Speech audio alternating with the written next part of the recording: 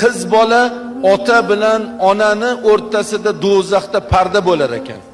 Ota bilan onani gunohi ko'pligidan, qabohati ko'pligidan do'zaxga hukm qilinsa, do'zaxga ketayotganda o'sha qiz farzand do'zax o'rtasi bilan ota-onasi to'xta, ey Robbim, men shu dunyoga kelishimga sababchi bo'lgan odamlar shu edi.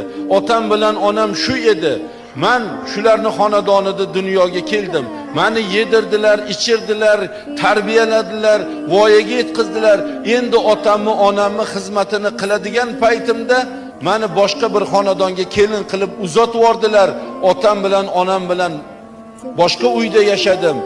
Oyda yilda bir ko'rardim, xizmatlarni qila olmas edim. Sen meni shu nikoh sababidan dunyoda otam bilan onam bilan ajratuvding. Endi bu dunyoda meni otam bilan onam do'zax bilan ajratasanmi? Do'zaxga kirmaydi bu ota-onalar. Men ota-onamsiz jannatga kirmayman degan shartni qo'yar ekan, Allohning mehri, rahmati jo'shib, bor ana ota-onangni ixtiyori sanda der ekan. Payg'ambarimiz alayhi solatu vassalom